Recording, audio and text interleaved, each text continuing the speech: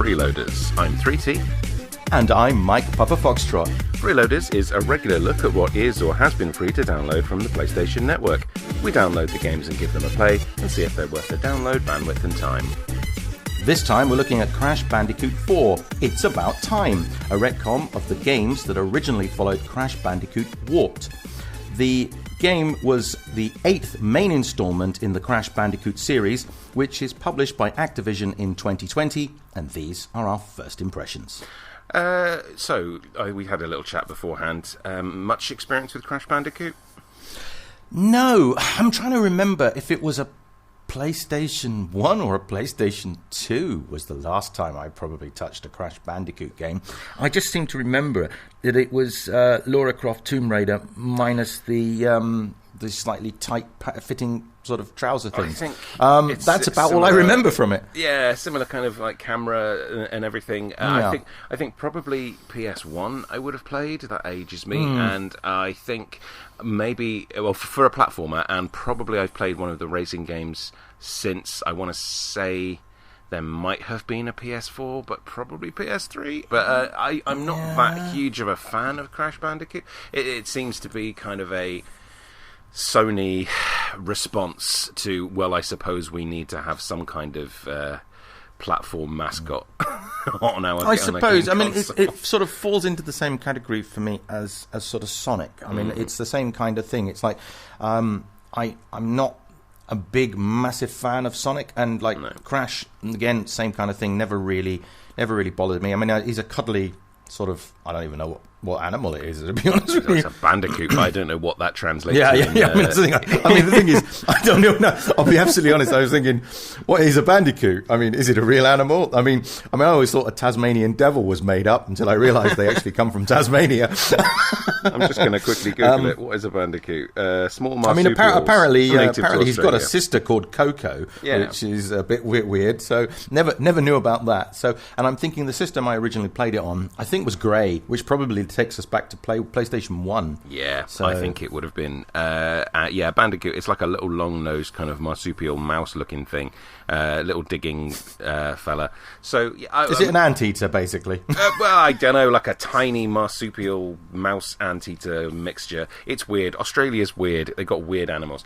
I think the thing that does set Crash Bandicoot games apart is that they are, I think, more well known for their sense of humour. I think they're a little bit more irreverent, a little bit more kind of wacky, and again, sounding like an old man. It's just not something I've ever made time for. Excuse the pun, obviously, with the title of this game. You had a theory about the title of this game, didn't you? Yeah, we had a look, didn't we? Because it's a horrible, confusing Wikipedia entry which says. Well, we had a look. You've done all the research for this program.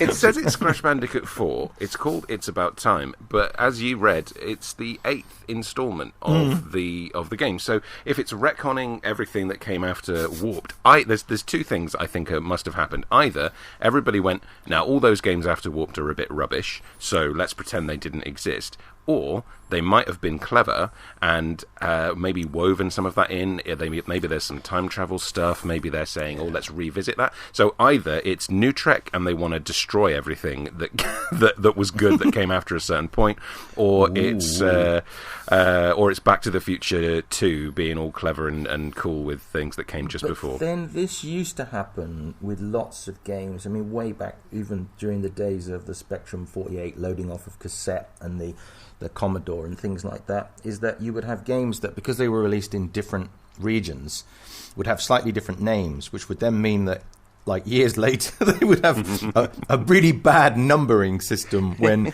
like, they'd be like, well, why is this one 5? Because the last one was 3, and it turned out that 4 was only released in Japan or something like that. Well, so it's the other link, maybe the other link, which sort of makes me raise an eyebrow with that, is that of course Activision are involved in this game, and we've played through 2 generations now of Modern Warfare with the same characters telling the same story. So perhaps it is just people going, nah, no one played that. Let's just do it again. That's probably likely.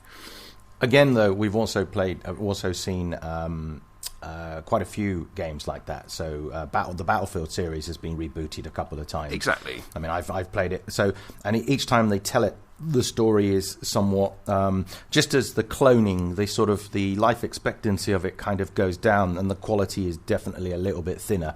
A little bit like when you make multiple photocopies of something. You keep photocopying the photocopy, your photocopy. It kind of destroys it. Be nice if somebody could come up with some new ideas, wouldn't it? Well, like instead of releasing a Batman movie every 2 or 3 years, but also the ballsy move they've done here is putting the big number 4 on it, going, no, this is number 4. There are only 3 before it. It's like Wikipedia goes, put there are 8. No. This is 4. There's only 4. There's only 4 that matter. Somewhere in there, there's 4 that don't count. Yeah, there's some very sad creators. Well, they got paid, so they probably don't care. No. Shall we push X to start? Let's go for it. I'm pushing X now. I have to accept an agreement. All the fun and excitement of accepting agreements. Next page. I'm not going to decline it, so... Well, I don't. The trouble is, if you decline it, you probably can't play the game. How many pages are there here? Acknowledge. I don't know, but I've just done 2 sets. New game. Oh, God. Okay. Will it let me do symbols? Because I'd quite like to be 33%. I don't think it will, so I'm just going to be 3T. Okay. Well, I obviously have to be Mike, and then we need to find a Papa. I don't understand why down is up in the alphabet and up is down, but never mind. It doesn't let me do nothing. Oh, that's rubbish. I'm going to select put a a play style. Oh, modern or retro, limited lives, or continue from the last checkpoint. Well, we're just having a look at it, so I'm going to go for modern. I'm not going to worry too much about running out of lives or anything. What do you think? No. Okay, I've gone modern. I've already pushed the button. Excellent. I was with you straight away. What's Bandicoot Battle? Whoa, maybe is this an online game? Okay, we'll come back to that. Compete with your friends in a head-to-head. All right, that might be local, but let's try just the initial game. What do you think? Yeah, start. Well, let's do 15 minutes of the original game. See where it gets us. Get through any tutorials, and then take a break. And then when we come back, then we would in the meantime we will have done all that. So if two-player works over network, then we will definitely get some footage of that. Oh God, yes, that sounds great. All right, I'm going to start game. You ready? I have. Sorry, I did when we said start game. So. Okay, no, well that's me. I got rude awakening. No, that's fine. It gives people a second chance to look at everything on another tiny little screen. Now, do we let the cinematics play, do you think? I think we do, yes, because that's part of the experience. I think only sort of angry old men sort of push skip. Okay, I'll just put my controller down and let the baddies do their little comedy. And it also gives us a chance to talk about it as well. So yeah. So I mean, I seem to remember, like, the thing is, this guy here, I think I confuse him with the villain from the villain from Sonic. Can I ask me why? No, because it's another mad professor, isn't it? It's a yeah. Whether maybe this was a bit of a reaction to Sonic, and it was like, hey, here's this little furry guy being harassed by this mad professor dude, and then they just twisted some things on their way there. But yeah, I mean, the thing is, back in the day with sort of like cassette loading games and things like that, there were a lot of games that were more or less the same game, just reskinned. Yeah. And then, of course, you go through that as well with lots of games like being very, very similar, but yeah, having their own vibe. And there aren't very many games from the past that actually sort of grabbed me. I mean, I quite like Star Fox, for example. I think that's a game that grabbed me. That was always better than a flight simulator. Do a barrel roll. I'm really, because I never had a Wii U, and the only game that I really would have bought one for is that version of Star Fox Wii U, because it looked brilliant. It looked like a proper remake but a lovely updated HD remake of Star Fox 64, which again, bloody loved. And there doesn't seem to be a Switch version. And Star Fox is one of those games that everybody knows, but never seems to get that big push, and this is a brilliant chance to go out and buy yourself a second-hand used Wii U. I've looked; they've really retained their value, because I don't think many people. Oh yeah, the Wii itself retained its value, and it's the reason why I won't get rid of mine. And because it is a very nice game. I now have control of my player. Yep, I'm just going to spin into things and smash stuff up, turn on the TV. See, that's got that, again, this is probably why I'm thinking of a Tasmanian devil. This is why it came to mind, because that's what the Tasmanian devil used to do. There's a little Easter egg that the rubber ring that just floated off to sea, I think, is Spyro the Dragon, so that must be made by the same people. Oh, I've just spun into the sombrero and now I'm wearing it. So that's exactly the same time I've done it as well. I'm just sort of got spiraling into everything. You're not allowed to keep it. It gets blown away. Oh, that's annoying. I turned the telly on as well. Yeah, well, I'm just going to jump over these things. And interestingly, every time you spin into the TV, okay, I've just earned a trophy, Channel Surfer. Sorry, I've got to go back and get that.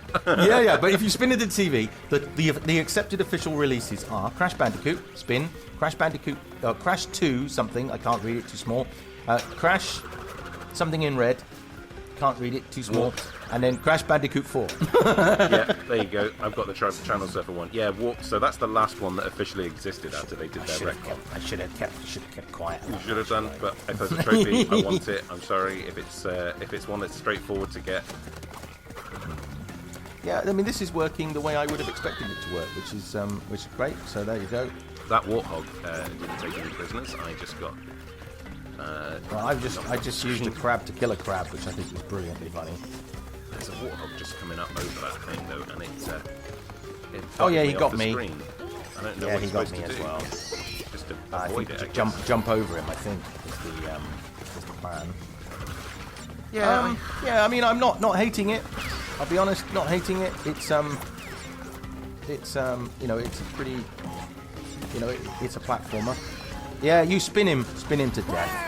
I think the clue was in the thingy, and then you get a checkpoint after him, so it's fine. I think my problem is that I think 3D platformers. I don't know. I can't say I don't enjoy them. Mario 64 I played to death, but I think they've got to do something very special to keep my interest.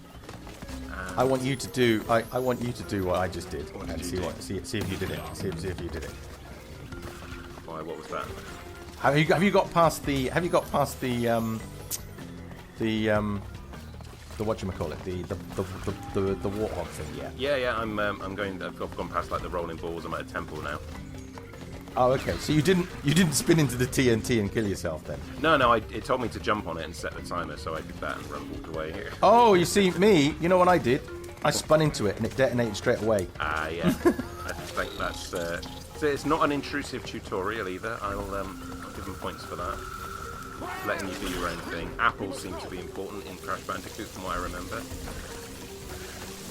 Well, yeah, I mean, basically they're the rings from Sonic, aren't they? They're the rings, they're coins. It's just it's ticking all the basic boxes of a platformer, which is collect stuff, defeat things, jump on their heads. Oh, we've got a double jump as well, but apparently I can't do it. What is quite nice, which I quite enjoy, is that when you use the right analog, it lets you look from left to right slightly.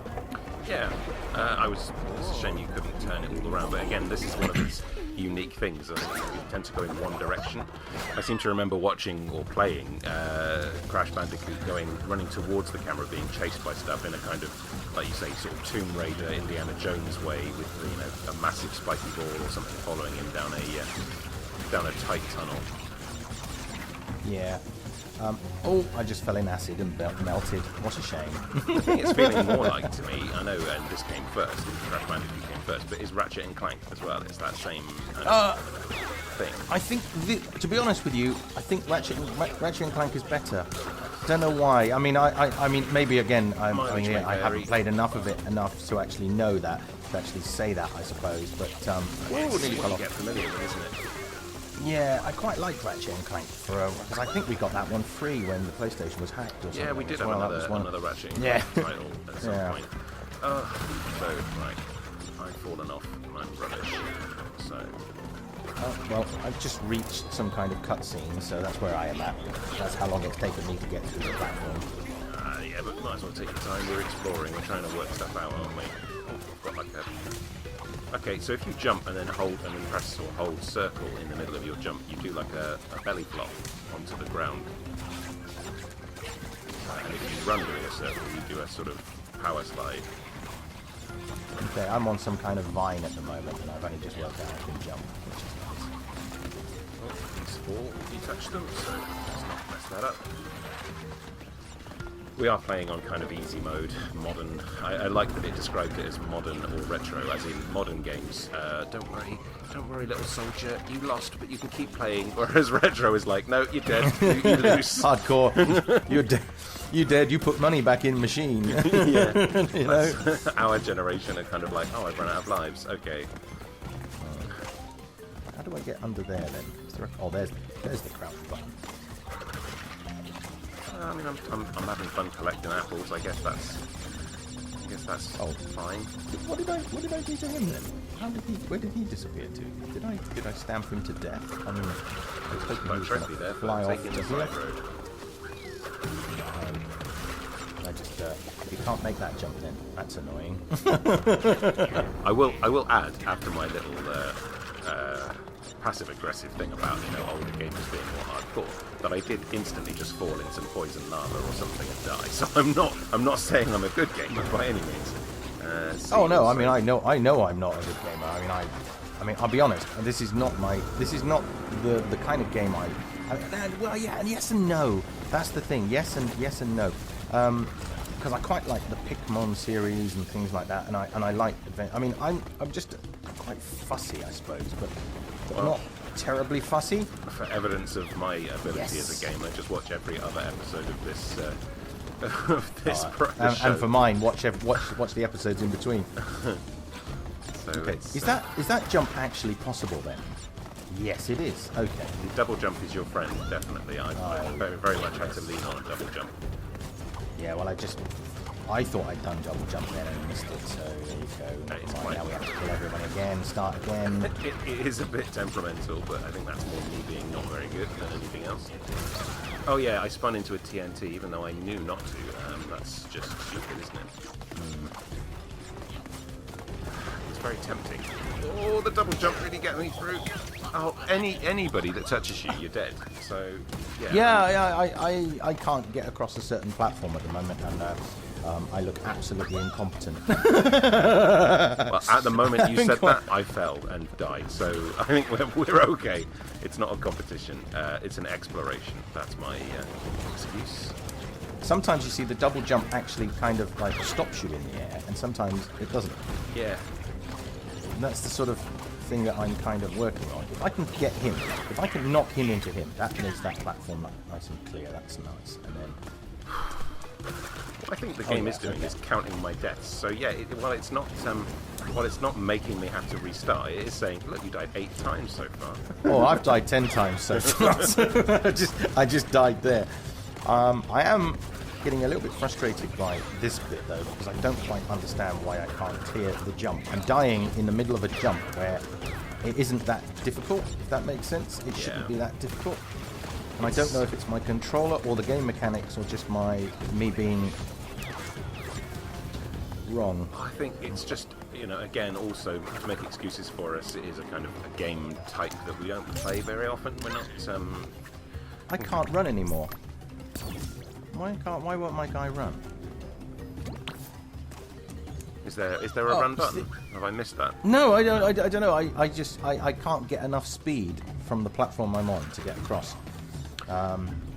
Well, I've got to the end of I've spun into a big ghost crate, and I've got it says ready, and it's got time trial unlocked. So I think maybe at the end of this first level, which seems to be that, when we're both there, we'll just call that. Oh well, I mean, I'm going to be some time because I haven't got past the sort of where you go sideways and you got the apples under the little house. I haven't got past them yet. All right, okay.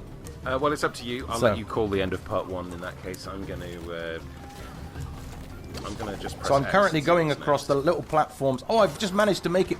I've made it to a checkpoint. Oh, okay.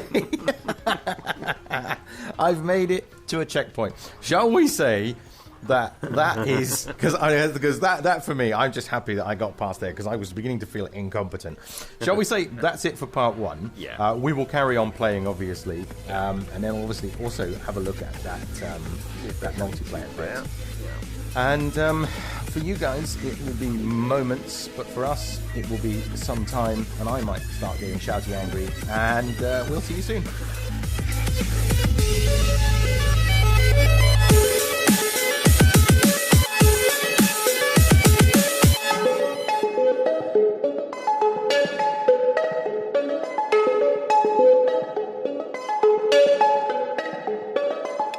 So we've invested a little bit of time into Crash Bandicoot 4. It's about time. Mike, what did you make of the game? Well, I mean, it didn't really grab me as a game that I would, want to go back to in a hurry. That said, it wasn't a game that, was a game that I'll never think about ever playing. It's a game that, if I had it, I would pick it up and play it, but I wouldn't go out of my way to find it, which probably tells you where we're going with this for me. Yeah. It was a little bit like, and I think I alluded to it while I was sort of doing some jump challenges, it was a cross between Sonic and Mario, but then, as you then reminded me, I think most platform games are that kind of thing anyway. There's not much groundbreaking out there, is there? It's run from platform to platform, be good at jumping, collect as much as you can, don't get killed, which I was not good at. That last one, definitely not good at not getting killed. Yeah, it's kind of fine, playability-wise. The buttons do what you expect them to do. Yep. It's reasonably satisfying feedback when you jump onto things, just frustrating enough to make you have another go if you fall. As we pointed out, we were playing it on the modern difficulty, and I think, did you say that the recommended lives was 3 or something for a level? Yeah, 3. I think I finished the level at 15 deaths out of 3. I don't want to look at mine. I thought, wow, is that possible? And then I realized, it's modern. Yeah, I mean, for me, it was reactive enough. I did have one issue with the control system. And that was sometimes Crash runs and sometimes he walks. And when you're trying to get inertia, when you're trying to start from a standing still and you're going to run and you walk and jump off the edge, you need that inertia to get there. And I still don't quite know what I was doing differently from run and for actual walk. I don't really know what the difference was. I can't put my hand on heart and tell. Will all the play? No idea. And also, it would have been nice early on to discover that the shoulder buttons backed up some of the the shape buttons for some of the more complex jumps and things like that. I mean, I just use my thumb mashing process to do that, and it usually works. But it would have been nice to, during the tutorial, because there was a tutorializing section, to have been showed not just circle does this, but also so does this shoulder button. Yeah. But other than that minor little thing, very reactive game. What I don't like about these kind of games, this particular game in general, is I don't like the way my vision perspective turns around all the time. I didn't mind running away from somebody. No. That's fine. But what I don't like is that it skews my perspective. Now, I have played games in the past, and I can't remember what it was called. It was a very interesting game, and its name has fallen off. It was like a problem solver platform where when you go around a corner, you can rotate the map, and then that allows you to interact differently with the world. Now, that kind of platform, perspective change interaction, I can cope with, because that's part of the puzzle solving. But this was just done, I think, it's more cinematic. And I'm trying to play a game. I don't care about the cinematics, if that makes sense. Yeah, it's the illusion of a 3D sandbox environment, because you're very much on rails. You might as well just be a two-dimensional platformer. It's just sometimes you're looking over his shoulder, sometimes you're looking to the side. If you compare that with something I don't want to use such an old reference, but let's go back to something like Mario 64 or the Super Mario 3D games, where you literally can go wherever you like. Whereas this is Sonic, except for you are able to see a little bit more around you, and it's a bit more interesting of a 3D environment. But you know, there's no real freedom. You either go forwards or backwards. Yes, absolutely. Collect as much as you can. I didn't really get any use out of. I discovered early on that if you use the right analog, you could look left and right to sort of. I didn't really see a use for that. Really, no, maybe in some chases and things, maybe running away from stuff, it might have some value later on.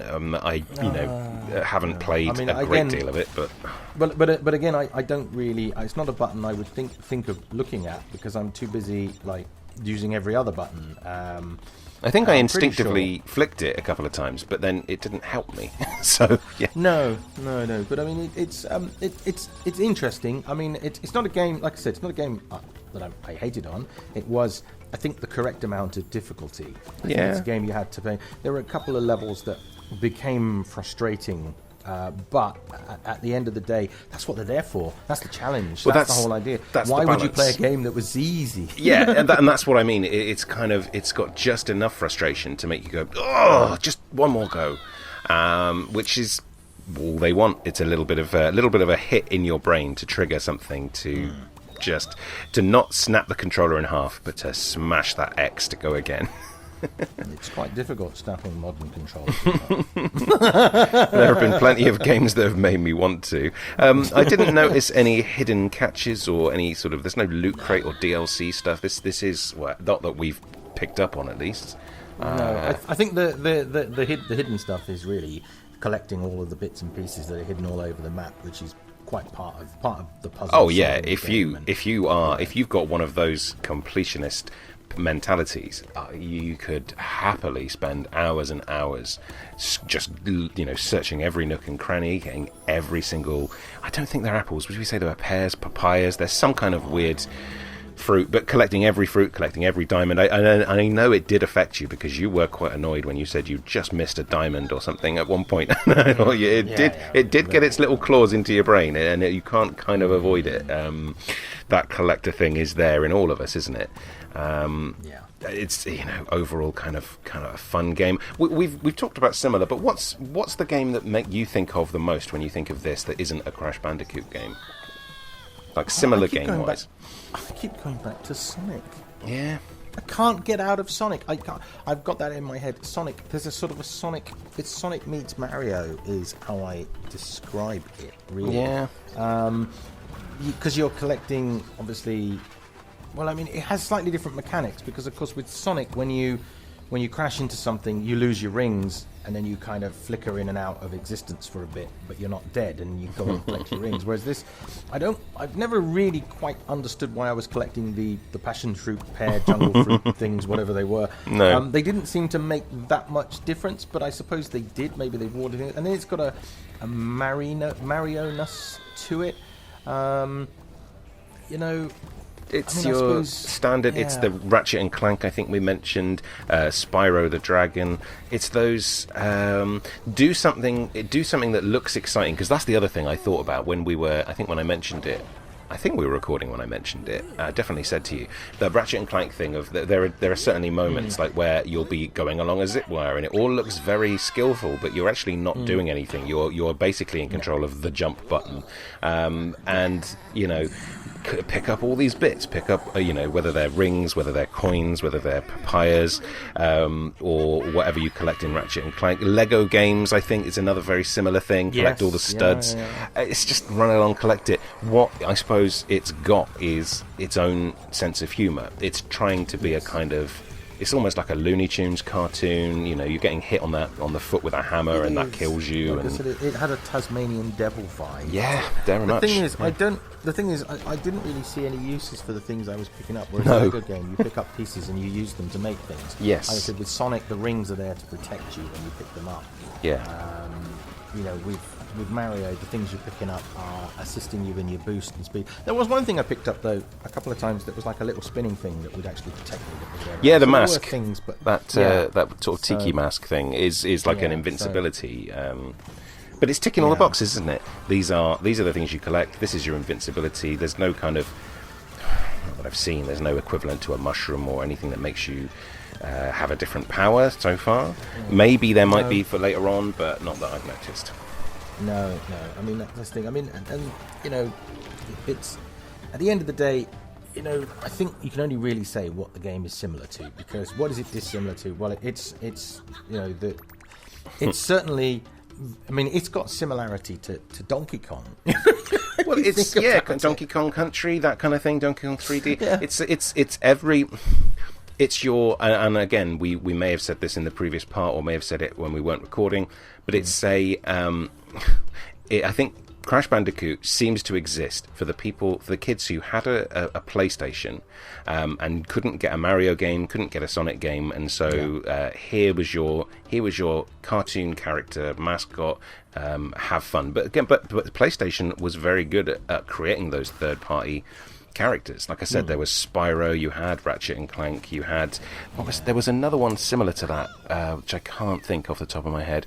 But lots of them. But I mean, I think we said similar things though about Team Sonic Racing, which is one we looked at earlier in the season. Which basically, this is Mario Kart for those of you who don't have a Nintendo system. Yeah, I mean that's the thing, isn't it? But it's that same cast of furry characters. You've got the good guys and the bad guys. They have an ambiguous relationship where sometimes they hate each other, but on the weekends they're off playing tennis or racing each other. And that's the same with like the Crash Bandicoot universe. Is they're all very much, you know, antagonists until suddenly you need to release a game where they're all playing, you know, they're all skiing down a hill or something. Odd choice. So, is it worth, in your opinion, the hard drive space and time? Well, it's 45 gigabytes in size, which is quite big. But then it does have very nice visual style. It is very cinematic. It's very beautiful to play. These days, 45 isn't that much when you think that an A game comes out and immediately you download 180 gigabytes because the game wasn't finished when it was put on the disc. So I don't know if it's a reasonable size for a modern game, and these days the internet is fast enough that maybe that is not a big ask in modern standards. I personally still have a sort of a belief that it should be half the size, because when I compare it to Team Sonic Racing, which I still have on my system, that's only 16 gigabytes in size, and that I thought was very reasonable and very big. But then Bandicoot's probably got more to it, perhaps. It's got more playtime. I think you said yourself, and I agreed, that it's the kind of thing that you keep on your system in case, like, you know, somebody comes around with kids and you want to have something for them to play that isn't offensive, isn't going to worry anybody, you know. So I think I'm going to say yes. It is worth the download and time. Just to throw in there as well, because we said we were going to test it out, that I was a bit disappointed that it is a local multiplayer, but again, if you've got a family party night, or if you're having a game night, or you've got kids around, the multiplayer game is kind of fun in the same room, but it is a do better than I just did. And that felt quite old-fashioned, and it sort of surprised me really that it was and it literally says on the screen, pass the controller to player 1 or 2 or 3. But yeah, it's fine. It sort of doesn't hurt, does it? If you've got someone who is just wanting someone in the house, doesn't have to be a kid, but let's face it, it feels like that's the way it would go. It's harmless. If you've got room, sure, why not? I think it doesn't really hurt. It's paying for itself in the amount of time you could spend playing it, perhaps. I don't know. That's a strange thing to say again. Would you have paid for it? I don't think I would have done, because this was still quite a pricey game, if I remember rightly. I think it was. I'm just going and looking for the picture, because what I do is I take a picture of the actual game, when we're actually buying it, just to see is I don't know if I actually have the screenshot of it. So, but I don't remember it being that cheap. I can't remember what they reckoned it was worth, but I think it was still full price. Yeah, I did go. Oh, I don't know. If I mean, it's a game which is what, 2 years old. Yeah, a little bit older probably. A little coming up. It's over 2 years old, and so I don't think I would have done. No, and I don't think I would have done for two reasons. One, it was still full price, and secondly, it's not my cup of tea. No. It's not a game that I really that I would actually have sought out to play. That said, I've got it now. I'll try and work my way through it and give it some time. Try and find some love from it, and try and make it worth it. But I don't think I would have paid for it. But I say that with a lot of these games because they're out of my comfort zone. And if this is your cup of tea and this is what you like, and you wanted this, and you didn't want to buy it at the time because maybe it was too pricey, because perhaps it has come down in price a little bit. This is your chance to get it on your system, and boom, away you go. I'm going to look at it a slightly different way. I personally wouldn't have paid for it, but I also don't believe it's worth that full price. I don't think it's doing enough different. I don't think it's unique enough of a Crash title that it sort of warrants.